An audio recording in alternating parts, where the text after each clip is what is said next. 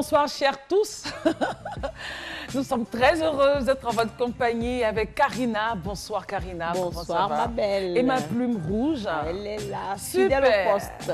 C'est magnifique. Toi aussi, tu ne démérites pas non plus avec ce noir et le brillant. C'est magnifique, c'est belle, comme d'habitude.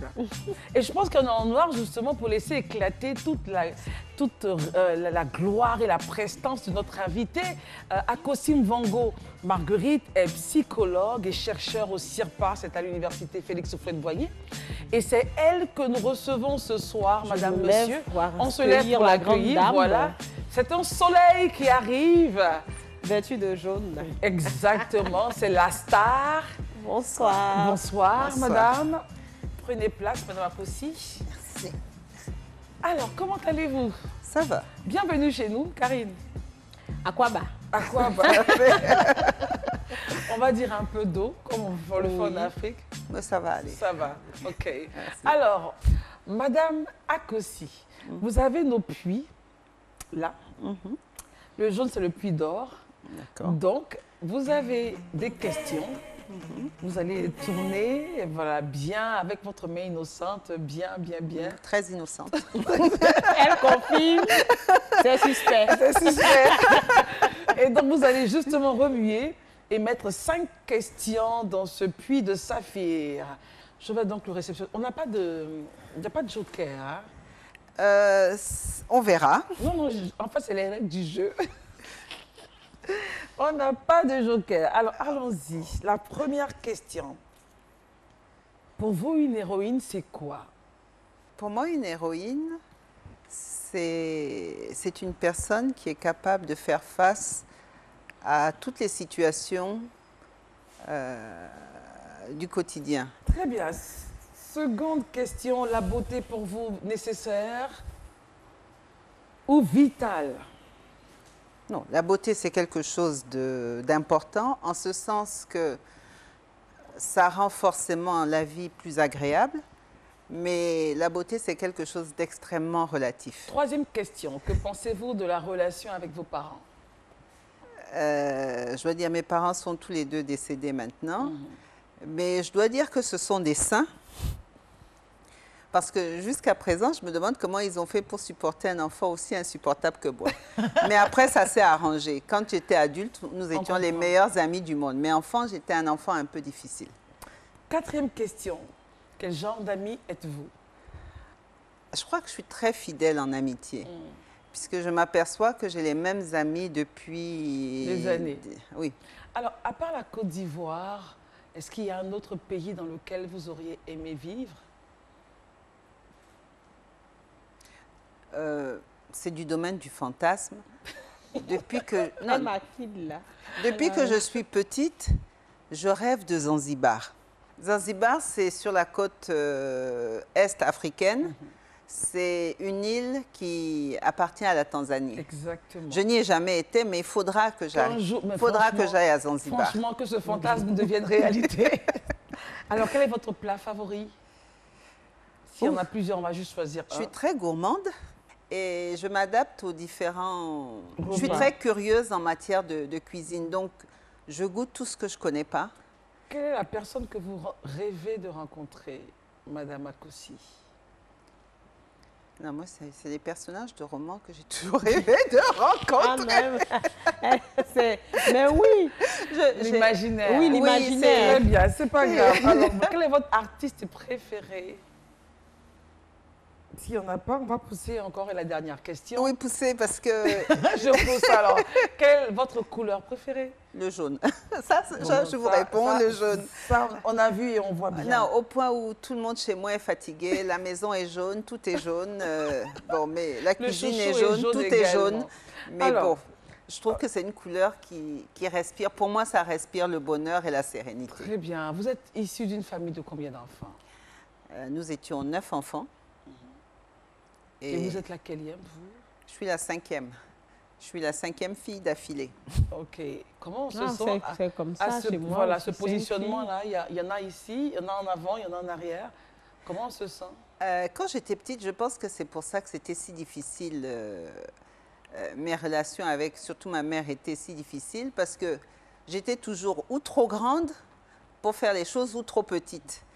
J'étais jamais à la bonne place. Quand je voulais faire certaines choses, on me disait non, tu es trop petite. Pour d'autres, on me disait non, tu es trop grande. Mais ce que je dois dire, c'est que j'ai eu la chance d'avoir une famille très, très soudée, très unie. Et ce qui fait que je suivais mes grandes sœurs partout. je leur laissais pas la... Ça énerve. Je suis là, supportez-moi, je vous suis partout. En fait, dans ma tête, j'avais l'âge de ma grande sœur. En fait, c'est ça le problème. Et donc, je voulais faire tout ce qu'elle faisait, donc je les suivais. Mais c'était très agréable. Alors, on a des photos. Ah. Et nous avons qui, votre... C'est la femme de ma vie, c'est ma grand-mère. La mère de ma mère. Et comment elle s'appelait? Assomo Damaris. Assomo? Damaris. Damaris. Oui. Assomo, ça veut dire quoi? Je sais pas. Je sais pas. C'est en Betty. C'est en Betty, oui. Betty née du Cameroun. Voilà, oui. parce que là, tout à l'heure, je voulais dire, j'entends Madame Rakossi, mais j'ai un petit accent en dessous. Voilà. Je voulais pour curiosité, mais ça allait venir. Mais bon. Ah, d'accord. OK. Là, c'est mes parents. OK. Les saints. Hein? Elle dit les saints. Alors, oui, ils sont saints pour mon père, oui, son nom. Aloïs Medjomazanga, OK. et ma mère. J'aime, ses yeux brillent. Là, Oui, oh, j'adore cette photo. Pour moi, c'est l'image du couple, du bonheur, de l'amour, c'est tout. Très bien. Est-ce que nous avons une autre photo? Wow. Ah, ça, c'est nous tous. La tribu. Voilà. Alors, allons-y. Papa. Papa, maman, ma grande sœur en blanc, Oui. qui malheureusement est décédée à l'âge de 20 ans. D'accord. Et puis celle d'après qui est en haut. Oui. Elle vit actuellement aux États-Unis. Ok. Elle est médecin. Celle qui est entre mes deux parents. Non, je vais dans l'ordre chronologique. Tout à fait. Celle qui est entre mes deux parents, elle est juriste, elle est à la retraite. L'autre après est Léo Kadi. Elle est économiste. Et c'est moi, avant les garçons, là. Au milieu, là, c'est moi. Et puis, mon frère, l'aîné de mes frères, malheureusement, il est décédé cette année. Oh, d'accord. Et puis, ma petite sœur, l'autre frère, et puis le dernier. C'est une belle famille. Ouais, en tout cas, je pense qu'on a eu une vie très heureuse. Nous avons quelqu'un qui va nous appeler maintenant Oui. et nous parler de vous. Elle s'appelle Regina Traoré. Ah, On l'écoute, Regina. Ses traits de caractère, Margot, c'est comme ça qu'on l'appelle. Margot est travailleuse. Elle n'a pas peur des défis. Elle est intelligente. Elle est courageuse. Toujours à l'écoute des autres. Elle a toujours du temps pour vous. Alors, sa plus grande qualité, c'est sa bonté. Son plus grand défaut, c'est le retard. Parlons de ce Le défaut de beaucoup de femmes. Franchement, parlons de ce défaut, le retard. Regina exagère un peu. Mais là, elle dit son plus grand défaut et la tonalité de la voix. Regina a attendu beaucoup de fois. Oui, elle en a souffert. Regina est une maniaque de l'heure. Donc, quand vous avez 5 minutes de retard... Vous êtes en retard. Voilà. Oui. 12h, c'est pas 12h05. Oui. Mais c'est vrai que j'ai tendance à avoir une conception un peu élastique de l'heure. Et du coup, je corrige en me donnant des... Par exemple, si je dois être quelque part à 16h, je corrige en me disant 15h30. Comme ça, j'y suis. Mais ce qui fait que j'arrive en général à respecter la plupart des rendez-vous, mais j'ai une conception élastique de l'heure. Ça, je retiens ça, Oui, la conception élastique. Je pense que beaucoup de femmes ont cette conception élastique. Oui. Et justement, nous, on ne va pas la voir, on va avancer. En fait, moi, mon problème, c'est que je fais trop de choses en même temps. Très bien, on va en parler tout à l'heure. On va en parler. Moi, juste donner la parole à une dame qui s'appelle Amé. C'est une slameuse. Et la mission qu'elle a ce soir, c'est de faire votre success story. Si vous êtes d'accord, on l'écoute. Amé, nous t'écoutons. Entendre le discours de l'âme. Écouter les profondeurs de l'être pour comprendre sa trame. Retranscrire la couleur des sentiments. Dessiner le schéma des pensées et des comportements. Telle est la mission au quotidien de Dr Akossi Mbongo Marguerite, Une femme au parcours inspirant qui l'inscrit au rang des dames émérites et de mérite. En effet, psychologue, chercheur, directrice internationale du Zonta et mère, elle a su mener sa barque avec altruisme afin de dessiner une belle empreinte sur Terre. Elle est de celles pour qui l'âme humaine est le dénominateur commun, qui réduit à la même valeur les fractions entre masculin et féminin, puisqu'elle rêve d'un monde où les possibilités seraient exactement les mêmes, où devant les chances, être une fille ou être un garçon serait idem. Transmettre est aussi une valeur très chère à ses voeux. Alors elle le fait avec passion afin que sa mission soit menée au mieux. Mes chers docteurs, quelles sont ces valeurs que vous transmettez en plus de vos connaissances en psychologie? Très beau texte. Et Ah c'est ouais. vous. Je me reconnais pas, c'est trop beau. Bah, c'est Vous êtes sûr? C'est vous. Alors, à la chute de ce texte, ce très beau texte, Hein? c'est cette question. Quelles sont ces valeurs que vous transmettez en plus de vos connaissances en psychologie à vos patients? Il faut que je précise en tant que psychologue que je ne dois pas transmettre de valeurs à mes patients. Ce que je fais, c'est d'essayer de comprendre comment eux, ils fonctionnent, quels sont leurs systèmes de valeurs à eux, et de voir comment ils peuvent s'adapter au quotidien, comment ils peuvent résoudre leurs problèmes avec leur système de valeurs. Très bien. Pardon, vas-y, avant vas-y. avant qu'on continue, j'aimerais Oui. savoir, parce que c'est un peu tabou encore, on va même dire tabou de rencontrer un psychologue. On a l'impression que rencontrer un psychologue, il faut d'abord avoir des problèmes pour le faire. Donc moi, ça serait intéressant qu'on essaie d'éclairer un peu, surtout pour les femmes. C'est ça. Voilà. En fait, ce qu'il y a, c'est que tous autant que nous sommes, nous avons des problèmes. Ça Exact. n'existe pas un être humain qui n'a Sans pas de problème. problème. Exactement.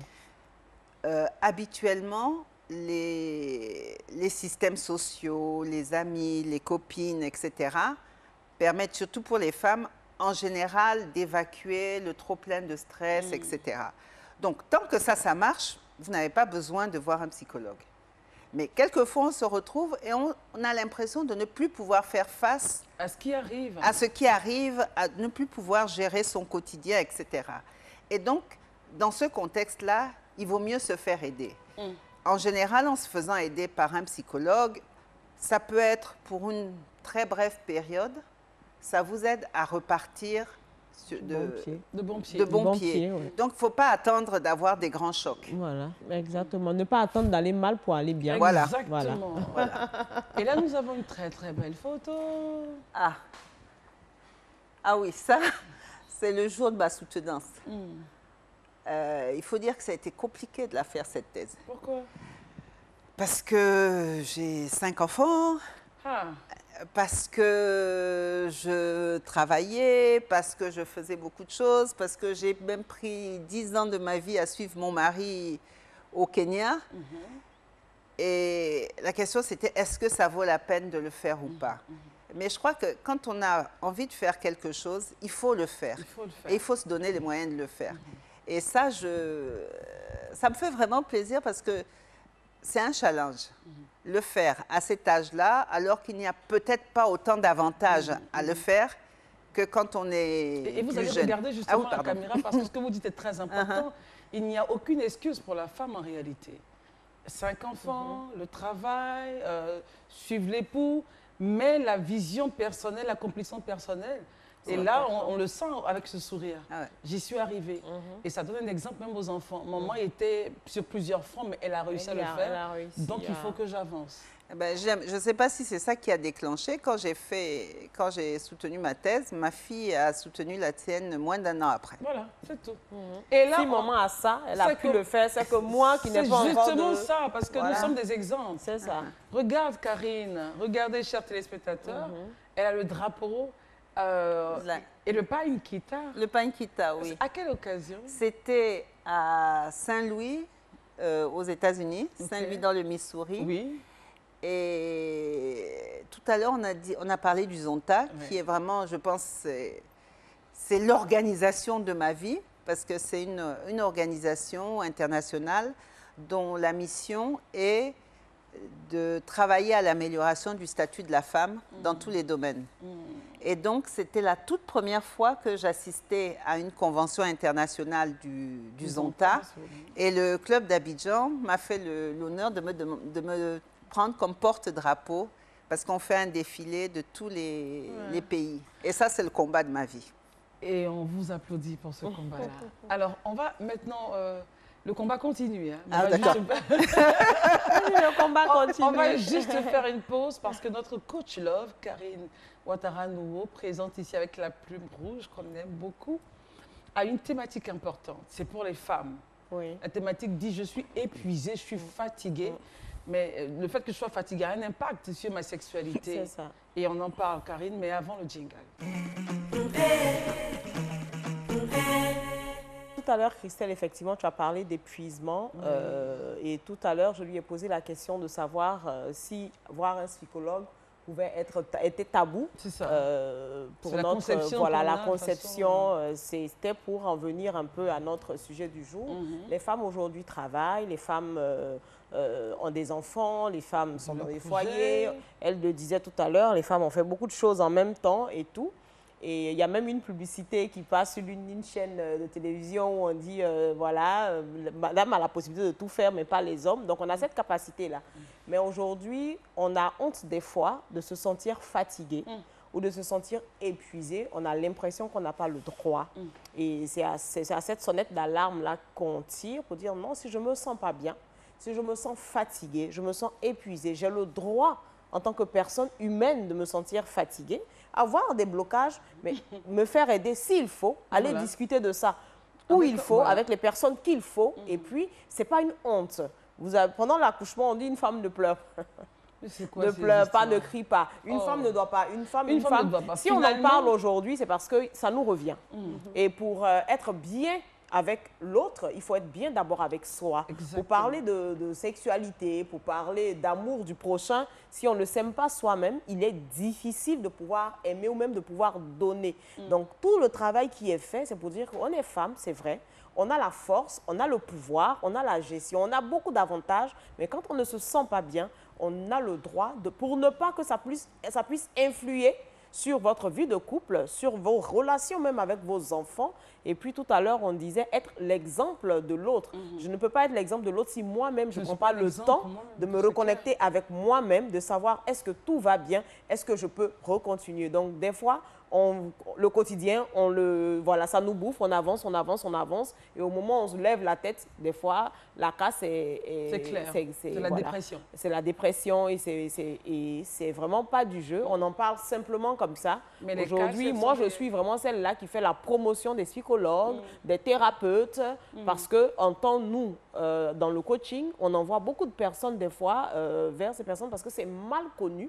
Et vraiment, ça a été, je ne sais pas si on a fait le choix de l'inviter par rapport à cette thématique, je ne pense pas, mais c'est une très belle coïncidence et je veux qu'on en profite et que vraiment, femmes, on a le droit d'être fatiguée, on communique quand ça ne va pas et surtout, on se fait aider. Et c'est ce sur quoi je voulais m'arrêter, mais bon, voilà, quoi, on a le droit. Et ça, c'est important, j'insiste là-dessus. Merci beaucoup, Je peux ajouter quelque chose? Oui, avec plaisir. Ce que je disais, c'est qu'il faut... ça part de beaucoup plus loin. C'est-à-dire qu'il faut déjà éduquer les filles, les hommes aussi, éduquer les filles en leur disant qu'elles ont le droit de se reposer. Parce que ce n'est pas évident. Parce qu'au village, quand une fille s'assoit, on dit non, c'est une paresseuse. Il faut déjà leur dire qu'elles ont le droit de se reposer et il faut qu'elles anticipent. Il faut éduquer, ne pas attendre d'être fatigué. Il faut éduquer les enfants à être un peu plus autonomes et à ne pas, pour que vous ne soyez pas tout le temps derrière eux.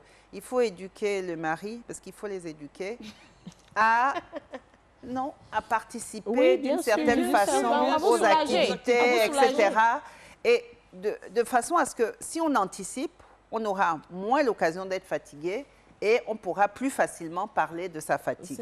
Donc, c'est important de diffuser effectivement le message parce que les femmes ont l'impression d'être toutes seules à se sentir fatiguées. Voilà. Alors que on peut la gérer. voisine aussi est dans la même situation. C'est clair. Il y a une stratégie à faire. Voilà, une stratégie, comme on a dit ici, le marketing, c'est l'anticipation. Il faut anticiper. Voilà. Et c'est clair que sur la plateforme Facebook, on aura l'occasion de tirer parce que c'est une thématique qui nous concerne. Là, je me retiens. Voilà, parce qu'on n'a pas beaucoup de temps, donc on est obligé de résumer. Exactement. Il n'y a pas de problème. Je me retiens parce que si je commence, c'est pas... D'accord.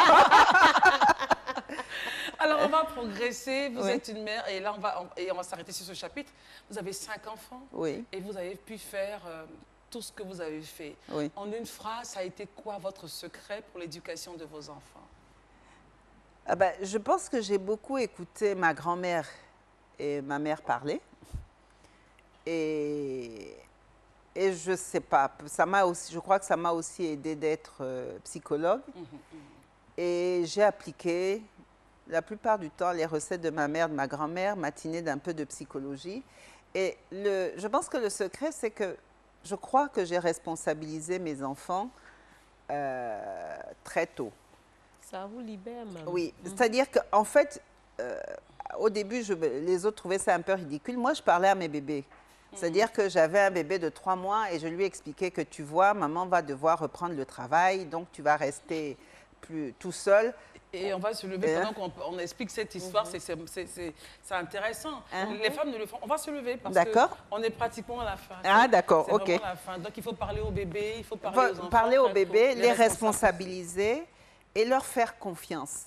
Le fait de leur porter ce regard de confiance fait qu'ils se surpassent.